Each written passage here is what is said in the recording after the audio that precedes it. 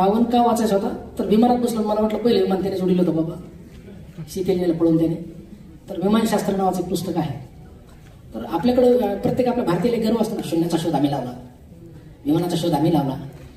तर असं एक माझ्या मनात पण होतं की यार विमानाचा शोध आपण लावला. तर मी विमानशास्त्र वाचायला गेलो, त्याच्यातून रावण वाचायला गेलो आणि रावणावर 1-2 पुस्तकं आहेत. त्या पुस्तकातलं एक पॅरेग्राफ मी वाचला. तर पॅरेग्राफ असा होता, संध्याकाळी 6 वाजले होते. रावणाच्या आई कैसेकीला प्रसूती काळ सुरू झाला. ही संध्या वेळ होती. ती वेळ कोणती होती? संध्या वेळ होती. आणि दिवस मावळला की एका पुत्राचा जन्म झाला. जन्म झाला की तो अकराळ विकराळपणे ओरडायला लागला. 7:30 वाजता तो मुलगा रांगायला लागला. 8:30 वाजता तो चालायला लागला. रात्री 12 वाजता तो त्याच्या आईला म्हणला, हे माते तुझं नाव काय?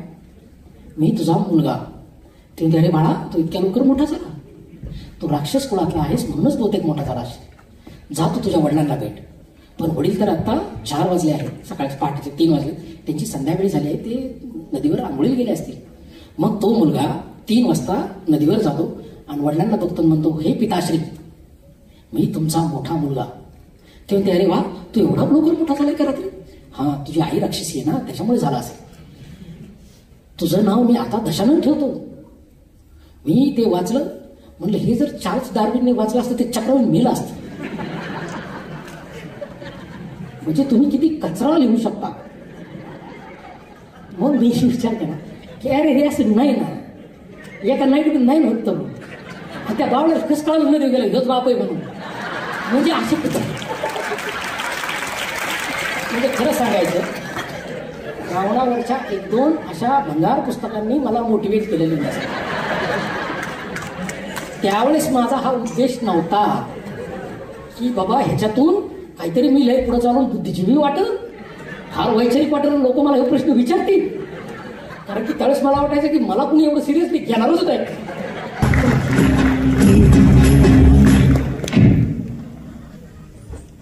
सगळ्यांना नमस्कार. आवाज लई जोरात येतं.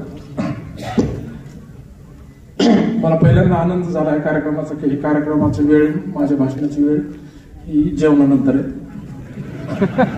कारण की बऱ्याचदा 4-5 वेळेस असं झालं की जेवणाचा टाइम पुढे सरकतो मला वेळ दिली आणि मी पण आवडतं घेतलं. गेल्या त्यांनी आता इंट्रोडक्शन दिलं त्यामुळे त्याच काही जास्त जात नाही. 2013ला अवॉर्ड मिळाल्यानंतर बऱ्याचशा ठिकाणी भाषणाला आणि कार्यक्रमाला गेलो. 300-350 कार्यक्रम झाले असतील आतापर्यंत. सगळ्या इंजिनिअरिंग कॉलेजला याला त्याला गेलो. कसं होतं की माणसाला मी फार मोकळं बोलणार आहे. भाषणाचं काही लय जाईल नसेल की पाहिजे यांचा आभार मानून ते असं तसं ते काही नाही. मला जसं सुचन तसं बोलणार नाही. कारण की भाषणाचे काही फॉर्मॅट असेल असं मला वाटत नाही. तर 2013मध्ये अवॉर्ड मिळाला आणि आधी अवॉर्ड कसा मिळाला, मी फार संघर्ष केला, मी फार लढलो, त्या दोन स्टोरीतली जात नाही. कारण की कसं की प्रत्येकाला स्वतःचं कर्तृत्व ग्लोरीफाय करायची सवय असते. मी फार लढलो, मी फार संघर्ष केला, तुलाच फळ मिळणार.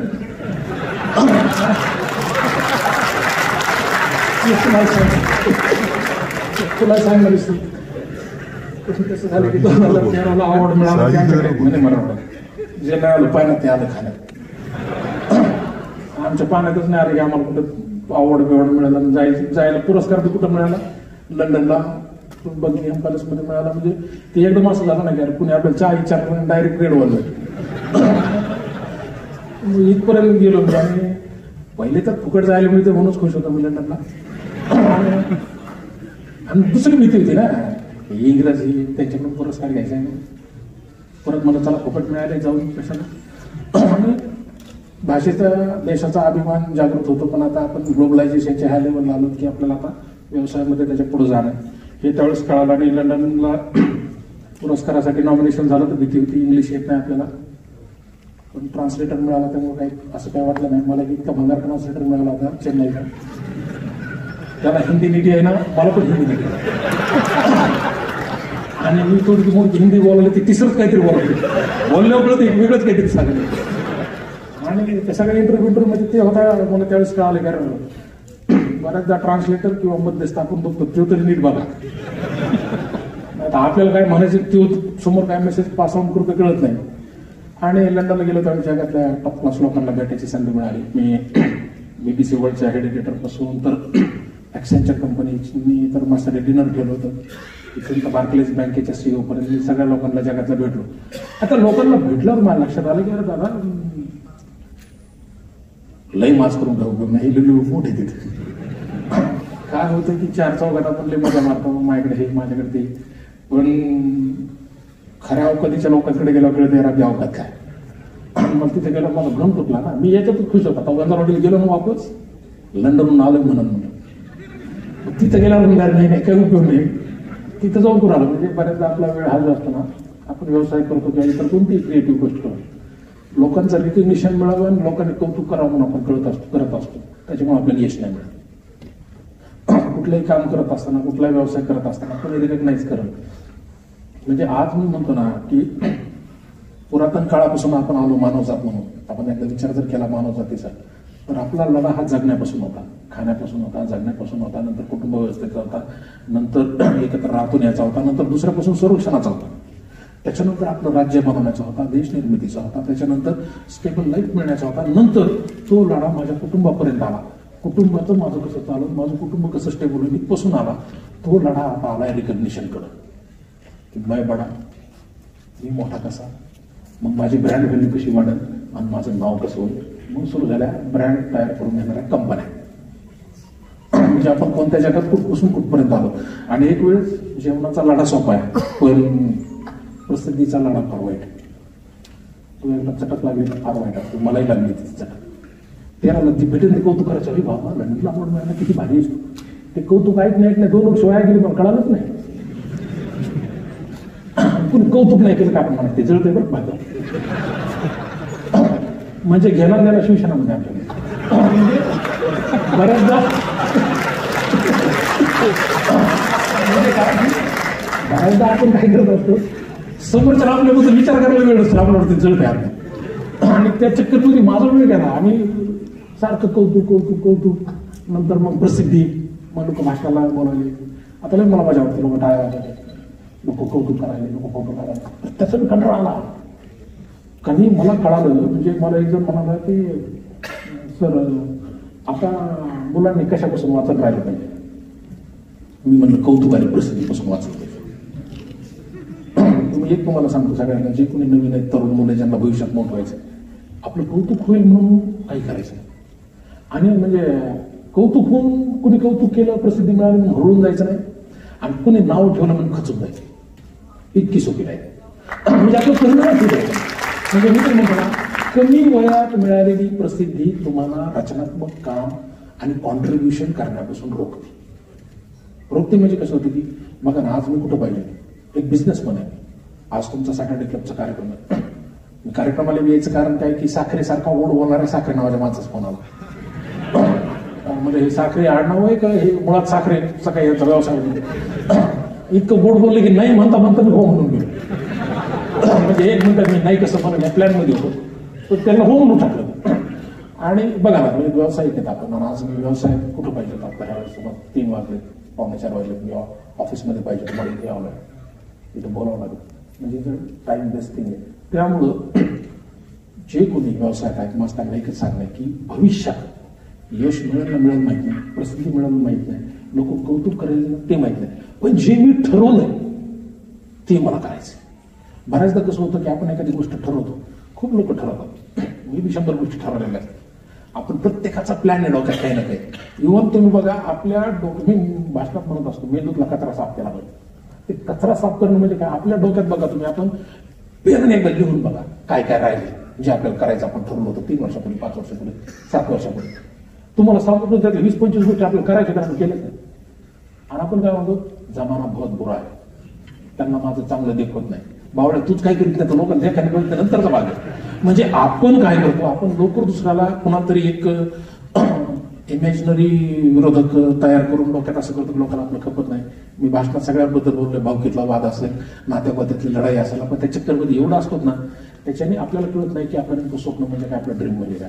आणि ते ड्रीम समजण्यासाठी काय केलं पाहिजे, तर त्याच्यासाठी एकच शॉर्टकट आहे. म्हणजे मी लई शॉर्टकट पाहिले, एकच शॉर्टकट आहे, तुम्ही डेली रीडर पाहिजे. वाचाल तर वाचाल म्हणतो आपण सगळे जे म्हणते वाचाल तर वाचाल, काय वाचू राहून काही मिळणार नाही वाचून. मृत्यूंचे काही मिळणार कादंबऱ्या आहेत. मग काय वाचलं पाहिजे ही समज सुद्धा आली पाहिजे. म्हणजे तुम्हाला सांगू का, मी सध्या इलॉन मस्क सध्या जगातल्या टॉपमध्ये आहे. जेफ बेझोस तो एक आहे, किंवा बिल गेट्स आहे, किंवा भारतातले पॉलिटिशियन्स आहेत, किंवा पिक्चरमधले हिरो आहेत. क्षेत्र कोणतं आहे असं, पण ह्या सगळ्या क्षेत्रातल्या लोकांचं सक्सेस वेगवेगळं असेल, पण ह्या सगळ्या लोकांमध्ये एक कॉमन फॅक्टर आहे, ही लोक डेली रीडर आहे. म्हणजे दररोज वाचता येते. म्हणजे मी म्हणलं जर इलॉन मस्क एवढे पैसे तर माझ्याकडे असते तर मी चलता चलता नको मारीत निघलो असतो, माझच केला असता ना एवढे पैसे. म्हणलो कारण ते पैसे कमवायचे चक्करपेक्षा ते खर्चायचे कसे याचा पहिला विचार तुम्हाला. आणि मग मी मला असं एवढे पैसे मी इमेज बऱ्याच जणांचं काय असतं माहिती का, आपण इमेजिनरी आयुष्यात लई जगत असतो. मला लई सवय होती का, माझ्याकडे जर उडायची पावर आली तर मी काय करेन, पर्याय येणार नाही हे मी तू सांगत नाही, पण इमॅजिन माझ्याकडे जर 100 कोटी आले तर मी असं करेन. माझ्याकडे 10 कोटी आले, त्या जगात आपण लई दिवस वाहवत जाऊ, आणि वाहवत जाऊन ते इमॅजिनरी जगात वागत वागत वागत आपल्याला कळत नाही फॅक्ट की यार मी आज काय केलं पाहिजे. आणि आज करायचं म्हणजे काय करायचं, तर काय वाचलं पाहिजे याची समज येईल. म्हणजे तुम्ही बघा, इलॉन मस्क एवढे जर पैसे असले तर आपण कुठं असतो आज, मी आता इथं नसतो, स्वित्झर्लंडमध्ये असतो, गाडी असते आणि शॉपमध्ये फिरलो असतो. मग ती एवढे पैसे कमवून पण ते आजही आठवड्याला 100 तास काम करतो. आठवड्याला 100 तास विचार करून बघा, म्हणजे आपल्याला 100 तास फक्त आठवड्याला 100 तास जो काम करत त्याला यश मिळते हे तर मला 100% पण त्याच्यात एक गोष्ट कॉमन, ते इलॉन मस्क अजून सुद्धा महिन्याला 2 ते 3 पुस्तकं वाचतोय. मी म्हणतो गरज काय वाचायची, आज एवढे पैसे मिळायला काय गरज आहे वाचायची. तू माणसं ठेव ना, रील बघ ना, कंटिन्यू पुस्तक वाचायला कुठे चक्करमध्ये पडला. मग मला एक कळालं, सक्सेस आपण ज्याला सक्सेस म्हणतो, एक इमॅजिन करून बघा, सक्सेस म्हणजे प्रत्येकाचं एक डायमेन्शन आहे. सक्सेस बरेच जण म्हणतात UPSC परीक्षा क्रॅक झाली, IAS झालं म्हणजे सक्सेस. सुरुवात होती तिथून कळते देश किती खतरनाक आहे. गोष्ट मिळायला कळते, माहिती अधिकाऱ्याच्या अधिकारी कसं म्हणतो कलेक्टरला, तुला कळते का नियम काय आहेत. म्हणजे संघर्ष करा खरा सुरू कधी होतो, UPSC पास झाल्यावर नाही, त्या खुर्चीवर बसल्यावर तिथून खरा सुरू होतो. मग सक्सेस म्हणजे काय, आपण प्रत्येकाने प्रश्न स्वतः विचारणार, सक्सेस नाही का, 1 अब्ज रुपये मिळवणे म्हणजे सक्सेस, निवडून येणं म्हणजे सक्सेस, घरातल्या सगळ्यांचं सगळं करून म्हणजे सक्सेस, मला जे मिळालं नाही ते मी माझ्या मुलांना देणार म्हणजे सक्सेस. सगळ्यात दलिंद्र काय झालं, जे मला मिळालं नाही मी त्या माझ्या मुलाला करणार, त्या मुला तू मातीत जा, ते पोरला घालणार, त्याला संघर्षाचे काटेच काढणार नाहीत ना, काटेच काढणार नाही त्याला. तुम्ही तुमच्या पोराला 2-4 शिव्या हसडलीस तर कळणारच नाही जग काय, त्याला काय बाळा करतो तू त्या आपल्याला लोकांनी तुझं 100%. त्याला दुसरं म्हणजे तुम्ही बघा, उदाहरण आपण नाही, उदाहरण कोणते हे आपण पाहिलं का समाजातले उदाहरण. मग हे काय वाचलं पाहिजे कळणं. मग आपण आपल्याकडची जी नायक आहेत ना, म्हणजे मी तुम्हाला सांगतो, मी खतरनाक वाचक आहे, म्हणजे लेखक मी म्हणूनच घेत नाही स्वतःला, मी वाचक. माझ्या वडिलांनी मला सवय लावली आणि मला इथे बरेचसे पालक दिसते. आज कोण वाचते पुस्तक कुठून देत मिळते, यांनी आपली पूर्ण पिढीचा सत्यानाश व्हायला लागला. तुम्ही एक बघा, ह्या सोशल मीडियामुळं आणि युट्यूबमध्ये आपण आपल्या मुलांच्या हातात मोबाईल देतो. हे युट्यूबमुळं 25 वर्षांनी सशक्त नागरिक आजच आपण तोडून टाकायला, हे बनणारच नाही. उद्योजक चांगले होऊ आपण, आपल्याकडे पैसे येतील, पण आपल्याकडे नैतिकता आणि शिष्टाचारच नसेल तर त्या पैशाचं करायचंय काय. हे लागते ना रात्री 1 वाजता क्लबमध्ये जाऊन पोराला. मग ह्याच्यासाठी काय केलं पाहिजे, तर घरात वाचायचा.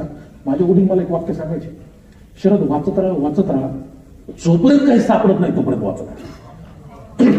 आणि मग कुठून वाचलं पाहिजे.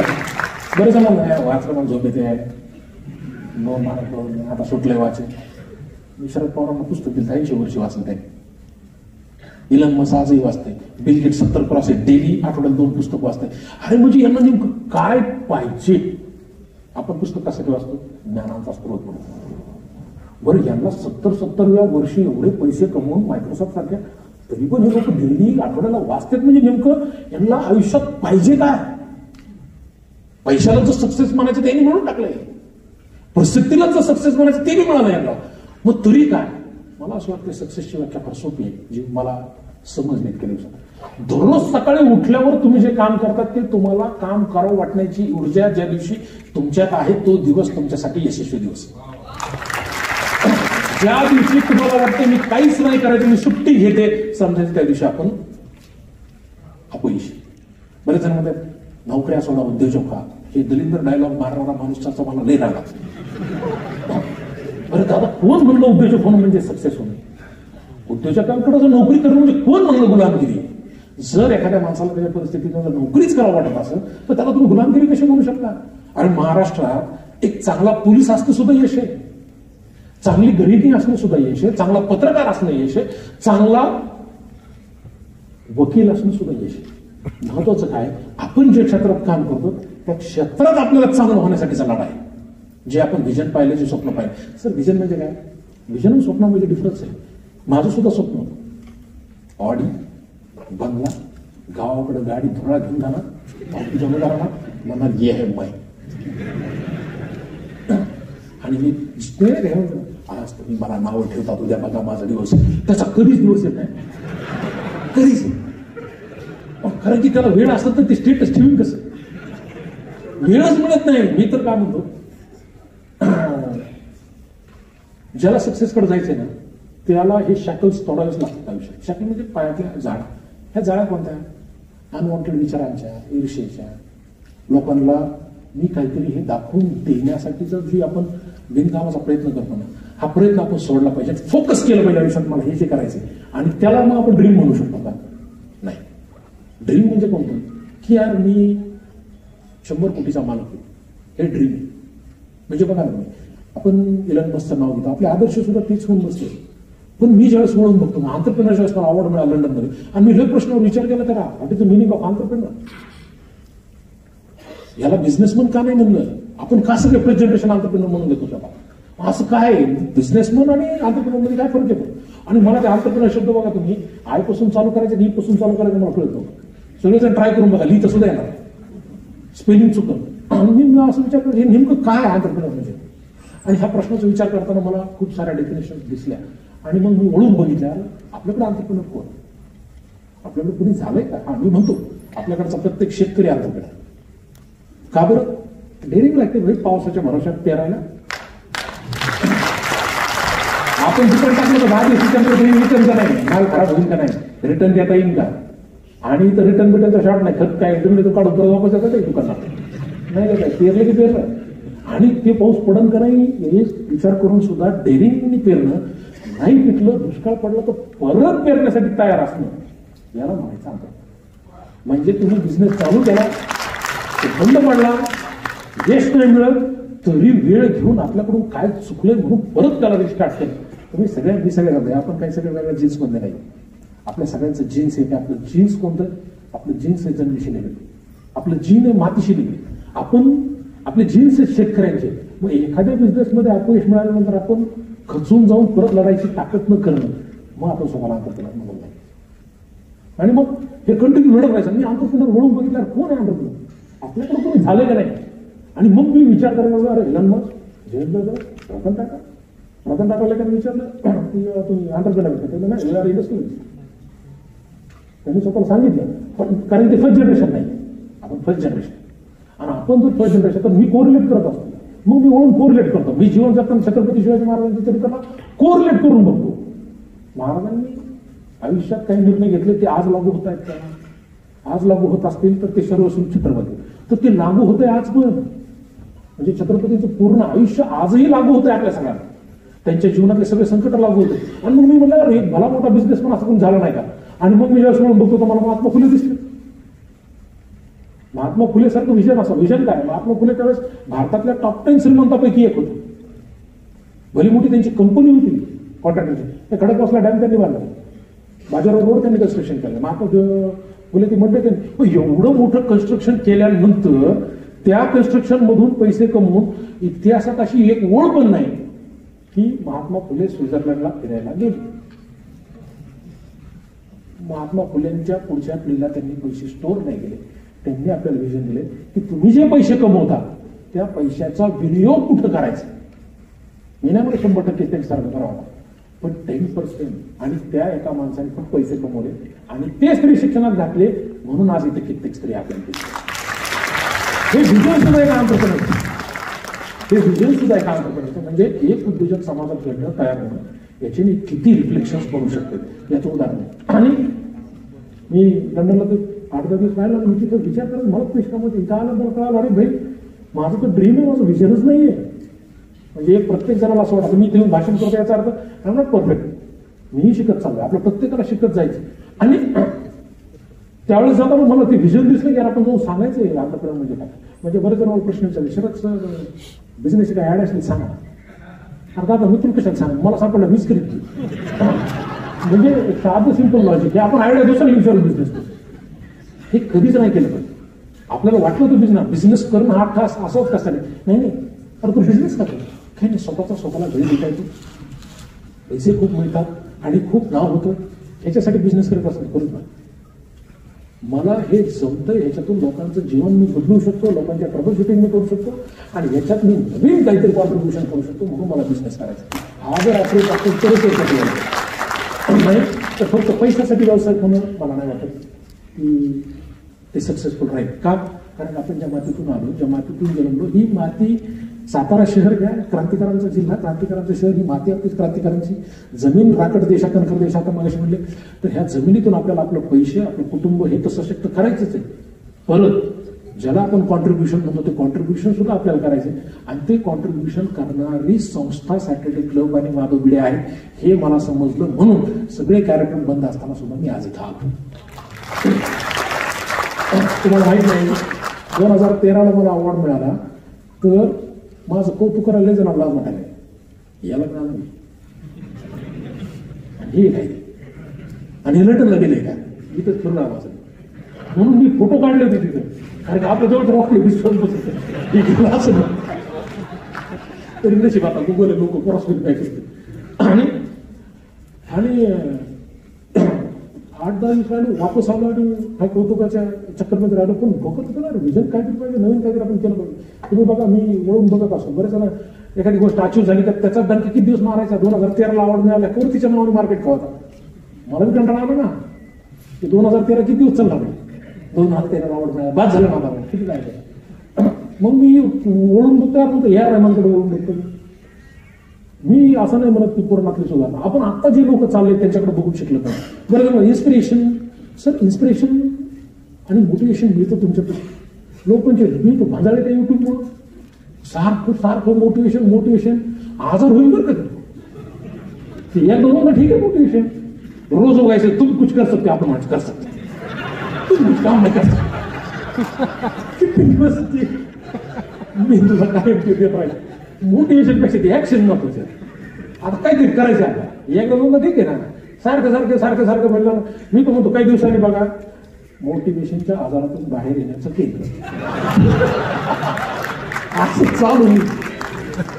कारण की बघा तुम्ही कसं ते कुत्र्याच्या छत्र्या उभं नाही का पावसाळ्यात मोटिवेशनल स्पीकर बारा उलगावले तिथे पुढे येतं. तुम जो सोचते हो कर सकते हो, आपल्याला कर सकते हो. ते कळत नाही की दादा त्यासाठी काम करावं लागतं, काय पण होत नाही. मग म्हणलं ना सर तुम्ही सारखं वाचा म्हणतात वाचून कुणी मोठं होतंय का काम केलं. आणि म्हणलं वाचून जगात कुणीच मोठं झालं नाही, पण न वाचता सुद्धा कुणी मोठं झालं नाही. सांगायचं काय की सतत वाचलं मी नाही काय म्हणायचं मला सर मी 2000 पुस्तक वाचतो का कशाला वाचले. आता वारकरी संप्रदायाचं मला एक जण मला सर ज्ञानेश्वरीचं माझं 501 वेळेस पारायण झालंय. म्हणलं का माऊलीने सांगितलंय का म्हणून तुला त्यातली एक ओळ पाडा तुम्हीच म्हणून काय होणार आहे. बसलं की पारायण करायचं काय होणार नाही. त्याच्यापेक्षा त्याच्यातून काही घेता येतंय का म्हणजे नाही का तुला पण आपण नाही बघत सिक्रेट नावाचा व्हिडिओ बघितलं का आप जो सोचते हो बन सकते. फॉरेनच्या माणसं सांगितलं लागले माझ्यावर. माऊलीने 5 जणांना एका वाक्यात सांगितलं जो जे म्हणशील तो ते लावू पडायचा. लोक नाही ना महाराष्ट्रात नाही ना बाहेर कोणतरी सांगितलं मजा वाटते. जवळच्याने सांगितलं मी भाषण म्हणलं तुला रेकॉर्डिंग करू नका लेटर लोक मी अशा वारकऱ्या म्हणून जातो. आपल्याला नाही का देव आवडतो मजा कधी वाटत तिरुपती लाडू सगळं सोनं सोनं टाकायचं असं बघ नारळ फोड म्हणजे घे असं बघ पुढे तुम्ही बोलली कुठे दिवस येऊ नये आपण त्यांनी सांगितलं सावता माळीचा कांदा मोळा भाजी तुम्ही बघा वारकरी संप्रदायाने आपल्याला फार मोठा सुद्धा वारकरी संप्रदायामध्ये त्यांचा अभ्यास जास्त आहे. कुणाला पंढरपुरात विठ्ठल मिळालाय, गोराकुंभार असेल नाही तर सावता माळी असेल, सगळ्यांना विठ्ठल सापडला त्यांचं काम करणं. ही सगळी जी होती ही 12 बलुतेदारामधली होती, ही सगळी त्यावेळी उद्योजक होती. आपल्याला वारकरी संप्रदायाने संदेश दिला की तुम्ही जे काम करतात ते मन लावून करा, त्याच्यातच विठ्ठल बाहेर पडायचं. आणि त्यांचे अभंग आपण कांदा मोळा भाजी हे जे त्यांचे अभंग आपल्याला दिले, पण आपण ते नाही बघणार. आपण बघणार एलॉनमस्क काय म्हणतो, बिल गेट्स काय म्हणतो. खरं ते आपल्याला भेटले नाही. सगळ्यात महत्वाचं की आपल्याला आपल्या नायकांचं कौतुक करणं, आपल्या नायकांकडून काही शिकणं आपल्याला आवडतं. म्हणजे तुम्ही साधं उदाहरण सांगतो, जगात अमेरिका देश आहे, त्या देशामध्ये हिस्ट्रीच नाही ना, हिस्ट्रीच नाही. 1800च्या वेळेस जन्मलेला स्पेनमधून इंग्लंडमधून मायग्रेट झालेल्या लोकांचा देश, हिस्ट्री नाही, महानायक नाही, काही नाही काही नाही काही नाही. आणि त्यांची पहिल्या पिढीतले जे देश तयार झाला आणि त्यांचे पहिले राष्ट्रपती बनले, त्यावेळेस ते म्हणले यार आपण पोरांना शाळा चालू करू, पण शाळेत शिकवायचे काय, हिस्ट्री नाही. आपल्याकडे हिस्ट्री कोणती आहे, ते इंडियन्सला मारलाय आपण, सगळे मायग्रेट झालं, एकमेकाला कतली करून देश तयार झाला. काही तर हिस्ट्री पाहिजे ना. भारतासारखं ग्लोरीफाईड हिस्ट्री नाही. आज नायक म्हणलं की आपल्याकडे direct Chhatrapati Shivaji Maharaj ultimate final, एक सूर्य आपल्याला, दुसऱ्या सूर्य. पण इंग्लंड अमेरिकेतले लोक म्हणले आपल्याकडे काहीच नाही, पण ते लोक हुशार. त्यांनी काय केलं, त्यांनी इमॅजिनरी नायक तयार केले लहान मुलांसाठी कार्टूनच्या माध्यमातून. हे मॅन, सुपरमॅन, स्पायडरमॅन, हे मॅन काय करायला लागले तुम्ही बघा.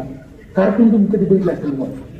म्हणजे मी एकदा कार्टून बघत होतो, माझी मुलगी म्हणली बाबा तुमच्या वेळेस होतं का हे, आमच्या शक्तिमान होता म्हणून तुमच्याकडे काय झालं. म्हणजे दर्जा ही कार्टून पाहिजे लागतं.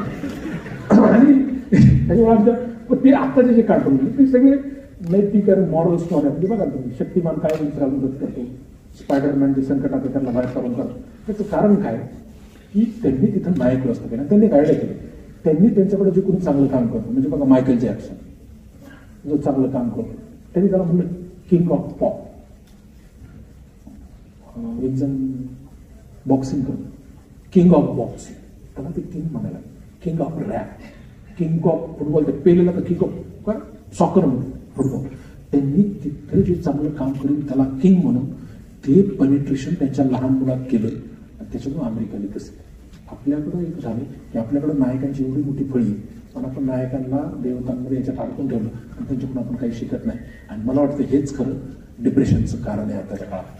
आपण आपले नायक वाचले पाहिजे. मी म्हणलं शिवाजी महाराजांचा काळ 16व्या शतकातला होता, बाबासाहेब आंबेडकरांचा आधीचा होता, फुले साहेब. काळ जरी कोणता असेल तरी आत्ताच्या समस्या असेल. म्हणजे आपण एक उद्योजक म्हणून आपलं बॅलन्स शीट मजबूत करणं, माझा टर्नओव्हर दरवेळेस वाढवतो. हा आपला टर्नओव्हर मिनिमम 40% दरवेळेस वाढत असेल तरच धंद्यात राहण्याचा धंदा बंद करायची वेळ आली असताना. गेल्या वर्षी आपला टर्नओव्हर 80 लाख असेल, या वर्षी आपला टर्नओव्हर 1,20,00,000 का होत नाही. कारण की मी पण मला बरेच जण म्हणायचे अरे सर उद्योजक तुम्ही तर तुमचं काही प्लॅन असतो का. हो प्लॅन मी करायचो पहिले. आपण बऱ्याच जणांना सवय असते, नवीन नवीन उद्योजक झाले की बावळे असते बगळे. मी सकाळी 8 वाजता उठलो, मी चालू केलं. मी सकाळी 8 वाजता उठलो, मला जाग येणार 8:30.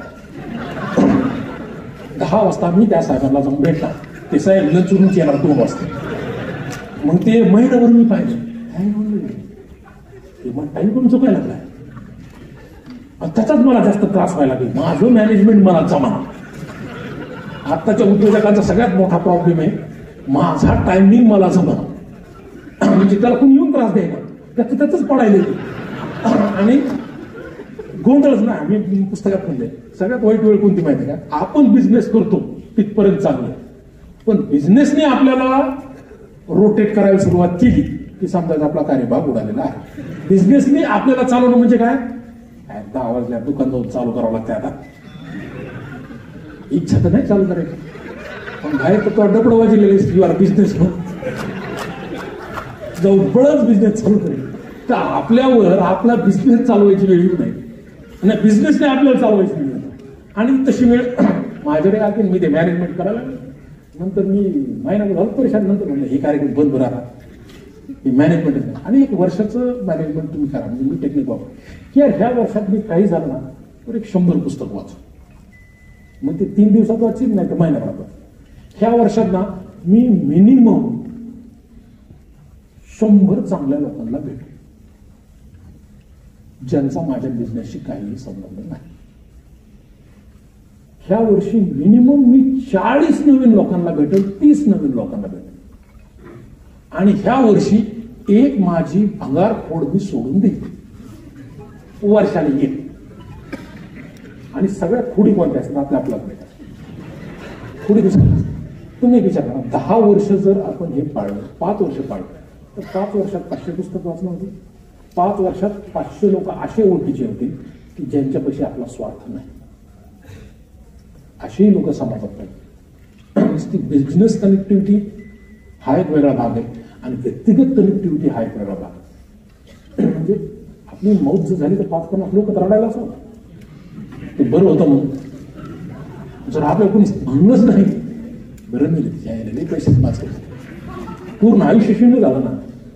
म्हणजे 500 चांगले लोक जमा होतील आणि आयुष्यातली जर एक वाईट खोड गेली, 5 जरी खोडी 5 वर्षात गेल्या तरी पण आयुष्य म्हणजे काय ना, चुका सुधरत पुढे जाण्याचा प्रवास म्हणजे आयुष्य. आपल्या प्रत्येकाकडून चुका होतात, आपल्या चुका सुधरत पुढे जाणे. आणि हे 2013 अवॉर्ड मिळाला नंतर विचार केला आता काय आयुष्याचं काही स्वप्न आहे ना. आणि विमानात बसलो तर डोक्यात आलं रावण. आणि रावण पुस्तक वाचलं पाहिजे इतकं. 2013 पर्यंत माझं 18 पुराण, 4 वेद, उपनिषदांचे निरुपम ह्या सगळ्याचं वाचन झालंय. आणि मी म्हणणार आपलं वाल्मिकी रामायण राहिलं. मी गरुड पुराणापासून स्टार्ट केलं आणि आज माझा भागवतातला अभ्यास आहे बरं का. मला भागवतातले प्रत्येक अध्याय मला माहीत झाले, म्हणजे उलटे पालटे जरी विचारले तरी मला. आणि मग ते कशासाठी केलं मी, आत्मजागृतीसाठी सुद्धा बऱ्याचशा गोष्टी करायच्या असतात. कुणाला लई इम्प्रेशन मारायसाठीच प्रत्येक गोष्ट करायची. 2013 मध्येच माझं ते झालं. म्हणलं आपलं रामायण राहिलं वाचायचं, कारण मी त्यावेळेस पुराणांचं तत्वज्ञान ह्या विषयात घुसलो होतं. फिलॉसॉफी, तत्वज्ञान, चिंतन ह्याच्यात होतं. आणि मला त्याच्यातून एक विषय सांगलो, पण आयडिया कुठे नाही. तुम्ही चलत राहिलात ना तर तुम्हाला येत राहतात. बऱ्याचशा गोष्टी अशा दिसतात, अरे आपण हे करू शकतो आणि आपण करू शकतो नाही करू शकतो नाही करू शकतो, राहून जा. सगळ्यात वाईट काय ना आयुष्यात, आपण एखादी गोष्ट ठरवली ते राहून जा. एकदा लिस्ट करा काय काय राहिले. फिरायचं राहिले, एक जण जाऊन शिवाय द्यायच्या राहिल्या, कोणाला हाणायचं राहिले, कोणाला आपल्या डोक्यात विध्वंस काय मिळतं ना म्हणून ते सांगतात. आणि नंतर चांगले इकडे जायचं राहिले, कास पठार बघायचं राहिले, ते फुलं बघायचे राहिले, अशा लई गोष्टी. एकदा ती लिस्ट करा, ती एकदा कम्प्लीट करू. ती लिस्ट जोपर्यंत कम्प्लीट करत नाही ना तोपर्यंत डोक्यात नवीन काय ना. आणि मग मी तशी लिस्ट केली, संपत गेलो. आणि रावण मला दिसलं. मला बरेच जण म्हणले अरे पुस्तक कोण वाचता, लिहित नाही कोणी, वाचत नाही कोणी, तू काय रावण लिहायला. पण मनात आलं हे आपल्याला लिहायचं. मी 10वीचा निबंधाच्या नंतर काही लिहिलेलं नव्हतं. म्हणजे मला बरंच एक जणांना विचारलं, सर रावण हे साहित्याच्या कोणत्या प्रकारात येतं. म्हणलं मला 2च प्रकार माहिती आहेत, गद्य आणि पद्य. बहुतेक हे गद्य असतं. म्हणजे काही लोक लई प्रश्न विचारतात, मला काय माहिती हे असं आहे, मला काय करा. तर डेडिकेशनने लिहिलं, 400 पानांची कादंबरी लिहिली. लोक म्हणले पुस्तक कोणी वाचतं नाही वाचतं. म्हणजे तुम्हाला सांगा, बाहेर आपल्या व्यवसायाविषयी, आपल्या आयडियाविषयी नकारात्मक बोलणाऱ्या लोकांची संख्या खूप असते. पण आपलं आतून आपल्याला वाटणं फार गरजेचं. आपण आतून वाटण्यासाठी आपण आतून सक्षम असणं गरजेचं. बऱ्याचदा एखादी गोष्ट आपल्या आतून वाटत असते होईल म्हणून, पण तुम्ही तुमच्या मित्राला विचारता की कोण करेल, तुम्ही कोणाला विचार हे करू शकतो का, तू नाही करू शकत, आपल्याला खरंच नाही करू शकतो. म्हणजे काही काही लोक मुलं पाहून आताचे लग्नासाठी मुलगी बघायला जातात, मित्राला विचारतात कशी म्हणजे त्याला करायची असते. पण सांगायचं तात्पर्य की तिथपर्यंत निर्णय क्षमतेसाठी सुद्धा आपण तयार नाही. सगळ्यात महत्वाचं आहे, जगात यश नंतर मिळेल, प्रसिद्धी नंतर मिळेल, पैसे नंतर मिळेल, माणसाने सगळ्यात पहिले काय व्हायचंय माहिती का? निर्णय घेता यावं, चुकी बरोबर नंतर बघ. निर्णय क्षमता वाढवण्यासाठी महापुरुषांचे चरित्र वाचणं ही सगळ्यात पहिलं प्रिरिक्विजिट्स आहे. शिवाजी महाराजांपासून असेल, ज्ञानेश्वर माऊलीपासून असेल, तुकाराम महाराज, बाबासाहेब आंबेडकर. परत म्हणतात तुम्ही यार नेमकं हे आमच्याच महापुरुषाचं नाव गेले की महाराष्ट्रात जाती उचून महापुरुष तयार झाले, हे दुर्दैव आहे. एखाद्याचं नाव जर नाही घेतलं तर काही लोकांचं ते लक्षात नाव नाही. इतका आपल्या मेंदूत द्वेष तयार झाला. आणि हा द्वेष कोण काढू शकतो? तर ते एक जण सांगतात नाही, पोषण ते सांगतात. तत्वज्ञान ऐकावं तुम्ही त्याच्या खिशात पैसे, कारण की तोच बदलाव करतो. हे बोलायचं कारण आहे की सामाजिक ढाचा बदलण्याचं काम कोण करू शकतं? ज्याच्याकडे पैसे. आणि आज पैसे कोणाकडे असू शकतात? तर उद्योजकाकडे असतो. म्हणजे सामाजिक बदल घडवण्याचं दायित्व असलेली टर्म म्हणजे आंदोलन, जे स्वतः पैसे कमवते आपण म्हणजे समाजाचं काहीतरी देणं लागतं. देणं लागतं म्हणजे 10,000 रुपयाचे फळं घेऊन हॉस्पिटलला देऊन फोटो काढणं नाही. ते सगळ्यात दरिंदर प्रकार आहे. आणि आपण ह्याला कॉन्ट्रीब्युशन म्हणतो, हे वाईट आहे. कोणाला तरी फळं देणे, कोणाला तरी कपडे देणे, कोणाला तरी पैसे देणे, कोणाला तरी मदत करणं म्हणजे कॉन्ट्रीब्युशन नाही. मग कॉन्ट्रीब्युशन म्हणजे काय? की तू मेणबत्ती पेटली ना तुझी, तू दुसरी एखादी मेणबत्ती पेटवण्याच्या क्षमतेचा हात झालाय. दुसरी एखादी मेणबत्ती पेटवण्याचा हा तुझा क्षमतेचा झालाय का नाही हे ठरवणं म्हणजे अंतर्प्रेन्योर. पण काय होतं बऱ्याचदा आपण मेणबत्ती घेऊन फिरतो आणि आपल्याला वाटतं अरे तू पण करू शकतो, तू पण उद्योजक हो. ते मुळात गाढव असते. आपल्याला ते भाषेत असते ते घोडा आहे. कधीच गाढवाला घोडा बनण्याचा प्रयत्न करू नये. जो गाढवाला घोडा बनवतो तो गाढव होत असतो. मी झालो एकदा म्हणजे सांगायचं तात्पर्य काय की आपल्याला नाही कोणाला तरी द्यायचं असतं ना. मला एखादी गोष्ट कळायला मला मी याला कॉन्ट्रीब्यूट करणार, मी याला मदत करणार. मी एकदा काय झालं माहिती का, एवढं सांगतो तुम्हाला. 2016 मध्ये मी एक सॉफ्टवेअर कंपनी टाकली. मला असं वाटतं मी हुशार झाला. आणि मी जिथं काय हात लावेल तिथं पाणी काढेल, जिथं खोदी तिथं पाणी काढेल. तसं काही नसतं. लेट काहीतरी खोदलेलं असते. एकदा लागलं लोकांना वाटतं सारखंच लागते. तर ते बरं जण आपलं यार तू सॉफ्टवेअर करू शकतो. मी केलं, सॉफ्टवेअरची कंपनी टाकली. बुडाला 1 कोटी रुपयाला. मला कळालंच नाही सॉफ्टवेअर कंपनीतला एक माणूस घेतला जॉबला, 60,000 रुपये पगार केला. ते दिवस प्रोसेस मिळाले. तू काय दिसतो बसतो? सर थिंकिंग नावाची प्रोसेस चालू आहे. गेले 1 कोटी रुपये माहित आहे ती. म्हणजे जे आपल्याला कळत नाही ते पडून नाही. आणि 1 कोटी रुपयाला गेलो, डिप्रेशन आलं ना. आणि डिप्रेशन आलं की माणूस उगाच असा गरीब होत असतो. त्याला असं वाटतं कुणी त्याची सहानुभूती द्याय. नाही रे तुझ्यासोबत असं झालंय, होईल रे नीट, होईल रे. गुदगुल्या वाटत राहतात. कोणतरी नाही का गुदगुल्या केल्या आपल्याला. नाही रे बाळा तुझंही छान, तू करू शकतोस. आपल्या इतकी मजा वाटते तेव्हा आतून खुश झाला असा. याला लईच बोर केल्या. तशा गुदगुल्या घ्यायला वाईट काय असतं माहिती का? तुम्ही लई सक्सेसफुल असलं भाषण द्यायला मजा वाटते. डिप्रेशन मध्ये भाषण देणं लई अवघड असतं. महाराष्ट्राचे अर्धे मोठी स्पीकर डिप्रेशन मध्ये तेच एक मोठे स्पीकर म्हणून असं भाषण लई चालू तांबून चालू म्हणलं माझं तेच चालू काय सांगतो. पण 2016 मध्ये गेलो. आमंत्रण कुठून आलं? राष्ट्रपती भवनात. राष्ट्रपती भवनात गेलो. सगळी चमक धमक. तिथं सांगतो मी जेव्हा माझं 5 मिनिटाचं भाषण होतं. 5 मिनिटाचं भाषण दिलं. आणि शेजारी नाही का आपण राष्ट्रपती भवनात महाराष्ट्रातून बोलवलं आणि बसलो असं शेजारी एक मुलगी होती. आणि भाषण माझं झालं ना. मला वाटलं पब्लिकमध्ये आली शेजारी बसा. हा नाईस स्पीच म्हटलं थँक्यू. आप क्या करते? वो ब्लू डक है ना वो मेरा है. ठीक असं डाव्या साईडला वळालो. राहुल भाषण पुढलं होतं. शेजारी बघितलं टाटाचं जनरल मॅनेजर सगळे दिग्गजच ना. आणि मग मी कॅल्क्युलेशन करतो आपला टर्न किती. आपण 1 कोटी रुपयाला गच्चा खाऊन आलो झालं ना उदास झालं. आणि आपले पहिले राष्ट्रपती ते केणार आहे ना, त्यांची मुलगी लक्ष्मी व्यंकटेशन. आणि मी डिप्रेशन मध्ये गेलो बाथरूम मध्ये. माणूस पण जाते डिप्रेशन बाथरूम मध्ये गेलो. तिथे दिसलं बीव्हीजी. परत थोडं सॉरी विजी बरं हम कुछ कर सकते. बाहेर आलं पण ते काय जायला ना जेवताना सगळे दिग्गज लोक म्हणायचे नाईस स्पीच. पण ते लक्ष्मी वेंकटेशनला काय आलं डिप्रेशनमध्ये आले. तुम सर क्या हुआ? टर्न कितना? मतलब 5 करोड़. पिछले साल 5 करोड़, उसके पिछले साल 5 करोड़, ये 5 करोड़ क्या पकड़ के बैठे हो क्या? मतलब वैसा नहीं, वो एक नया बिजनेस स्टार्ट किया था. मतलब कौन सा? सॉफ्टवेयर. अरे वाह, क्या हुआ? कौन सा सॉफ्टवेयर? मैंने सब दोस्त थे, एक गाँव वाला था, एक रिश्तेदार था. ठीक है, मैंने रात में आओ जरा बात कर. ठीक आहे, मग आपण म्हणलं यार अभी त्या लंडनला ज्यावेळेस मला बोलून पुरस्कार मिळाला ना, माझ्या नावाने त्यांनी वोट टाकलं होतं. आणि त्यावेळेस ते तिथल्या स्पीचमध्ये म्हणलं होतं, one day he is on टाइम्सच्या फ्रंट पेजवर येण्याची क्षमता असलेला माणूस. आणि त्याच्यामुळे त्यांना वाईट वाटलं. संध्याकाळी मी गेलो, मला बसल्याने क्या वर्ष 60-70 वर्षाचे वय त्यांचं. ऐसा सव्वा दोस्त लिया पाहिजे असा सॉफ्टवेअर ती म्हणजे तुमको एक बता दे क्या आला ना. म्हणले गीता किसने किसको बताया? सोपा प्रश्न का म्हणलं कृष्ण ने अर्जुन को बताया गीता. लेकिन म्हणले अर्जुन का जिगरी दोस्त कौन था? म्हणलं सुदामा. तो उसने गीता सुदामा को क्यों नहीं बताया? म्हणलं होय का?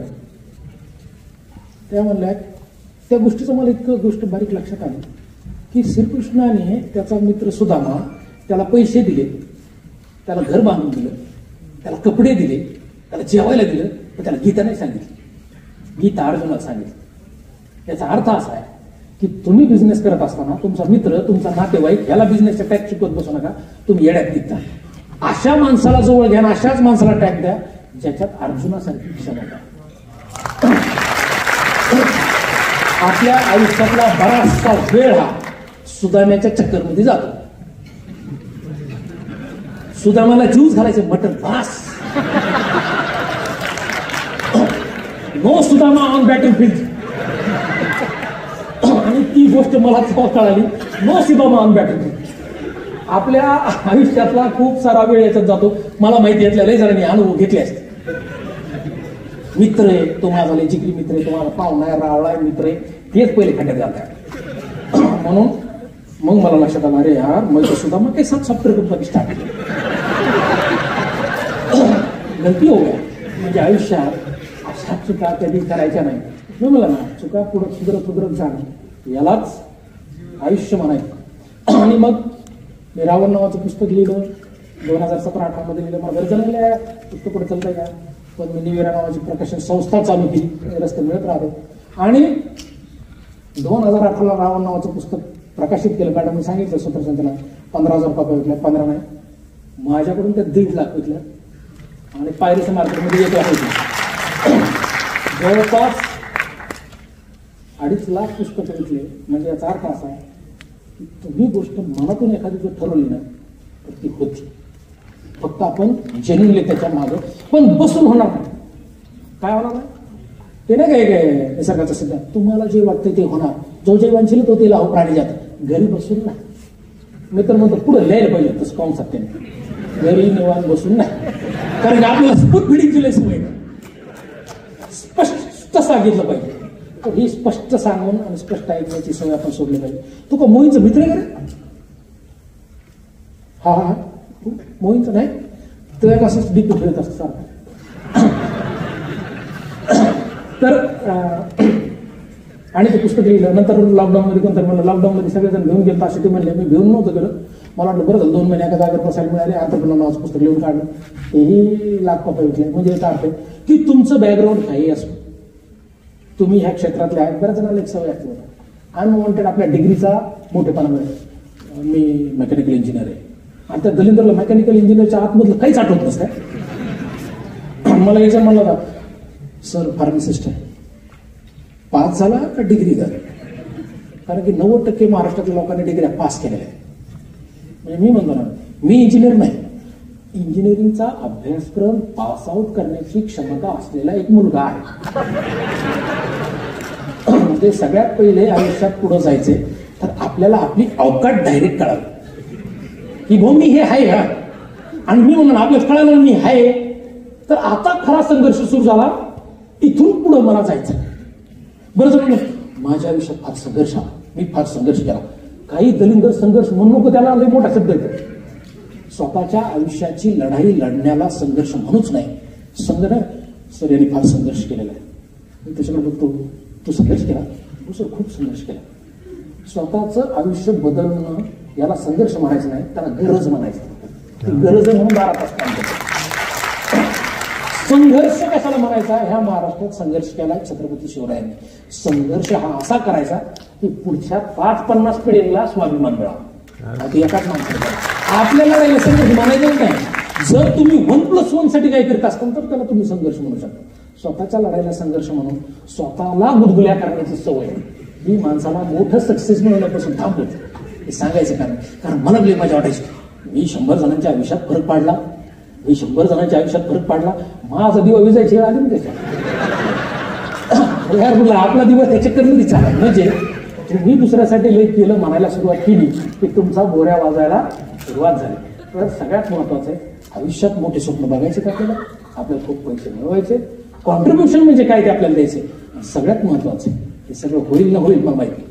पण आज देशाच्या आपण ह्या फेसमधून चाललो.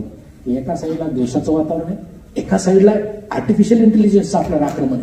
आपला मोबाईल आपल्या हातात राहिला नाही, आपला मेंदू आपल्या मेंदूच्या जागेवर राहिला नाही. आपण सुद्धा आपले विचारधारा, आपले विचार, आपले मत कोणीतरी बनवतंय, कोणीतरी तयार करतंय त्या सोशल मीडियाचा वापर करून. तर मला असं वाटतं की पुढच्या 3-4 पिढ्या जर आपल्याला गुलामीत घालायच्या नसत्या, आर्टिफिशियल इंटेलिजन्स काही दिवसांनी तुमचा मेंदू सुद्धा हॅक करणार. याच्यातून बाजूला पडण्यासाठी परत एकदा आपल्याला ज्ञानवा तुकाराम म्हणावं लागणार आहे. म्हणून मला तो विठ्ठलाचा मार्ग फार आवडला की ह्याची आज गरज आहे.